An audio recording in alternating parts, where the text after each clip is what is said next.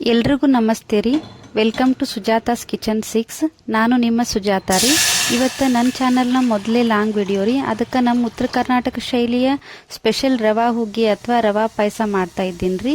ಇನ್ನು ಉತ್ತರ ಕರ್ನಾಟಕದೊಳಗೆ ರೀ ಇದಕ್ಕೆ ಅಮಾಸಿ ಹುಣ್ಣಿವಿನ ಬೇಕಂತೇನಿಲ್ರಿ. ಹಂಗೆ ಯಾವಾಗಾರ ಊಟ ಮಾಡ್ಬೇಕಂದಾಗೂ ಮಾಡ್ಕೊಂಡು ಉಣ್ಣೋ ಸಿಹಿ ರೀ ಇದು.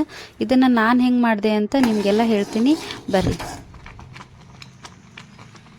ಒಂದು ಪಾತ್ರೆ ತಗೊಂಡ್ರಿ, ಅದ್ರೊಳಗೆ 5 ಕಪ್ ನೀರು ಹಾಕೇನ್ರಿ. ಅಂದ್ರೆ 1 ಕಪ್ ರವಾಕ್ಕೆ 5 ಕಪ್ ನೀರು ಹಾಕೇನ್ರಿ ನಾನು. ನೀರು ಸ್ವಲ್ಪ ಕುದಿ ಆದಮೇಲೆ ನಾನು ರವಾವನ್ನು ಹಾಕಿ ಸ್ವಲ್ಪ ಕೈಯಾಡ್ಸೇನ್ರಿ. ಕೈಯಾಡ್ಸಿದ್ಮೇಲೆ ನೀವೇನು ಮಾಡ್ಬೇಕಂದ್ರೆ 2 ಕಪ್ ನಾನು ಅದ ಮೆಜರ್ಮೆಂಟಿಂದ 2 ಕಪ್ ಬೆಲ್ಲ ಹಾಕ್ಬೇಕ್ರಿ.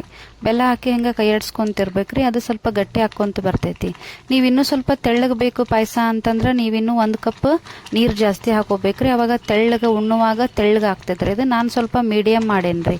ಇದು ಸ್ವಲ್ಪ ಕುದ್ಮೇಲೆ ಏನು ಮಾಡ್ಬೇಕಂದ್ರೆ ಏಲಕ್ಕಿ ಪುಡಿ ಹಾಕೇನ್ರಿ. ನೀವು ಬೇಕಾದ್ರೆ ಒಣ ಶುಂಠಿನೂ ಹಾಕೋಬೋದು. ಒಣ ಶುಂಠಿ ಹಾಕಿಲ್ಲ, ನಾನು ಒಣ ಕೊಬ್ಬರಿ ಹಾಕಿದ್ದೀನಿ. ಈಗ ಒಣ ಕೊಬ್ಬರಿ ಹಾಕಿ ಚೆನ್ನಾಗಿ ಕೈಯಾಡಿಸ್ಬೇಕ್ರಿ.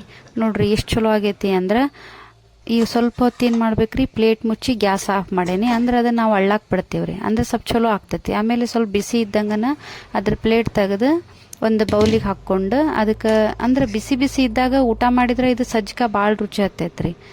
ತೆಗೆದ್ಮೇಲೆ ಒಂದು ಬೌಲಿಗೆ ಹಾಕ್ಕೊಂಡು ಅದಕ್ಕೆ ಏನು ಮಾಡ್ಬೇಕ್ರಿ ಅಂದ್ರೆ ಸ್ವಲ್ಪ ತುಪ್ಪ ಹಾಲು ಹಾಕೊಂಡು ಊಟ ಮಾಡಿದ್ರೆ ಭಾಳ ಚಲೋ ಆಗ್ತೈತೆ ನೋಡ್ರಿ.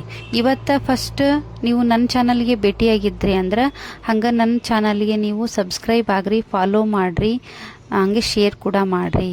ನನ್ನ ವಿಡಿಯೋ ನೋಡಿದ್ದಕ್ಕೆ ನಿಮ್ಗೆ ಎಲ್ರಿಗೂ ಧನ್ಯವಾದಗಳು. ಹಾಗೆ ನನ್ನ ಮೊದಲ ವಾಯ್ಸ್ ಓವರ್ ವಿಡಿಯೋ ಹೇಗಿದೆ ಅಂತ ನೀವು ಕಮೆಂಟ್ ಮಾಡಿ. Thank you.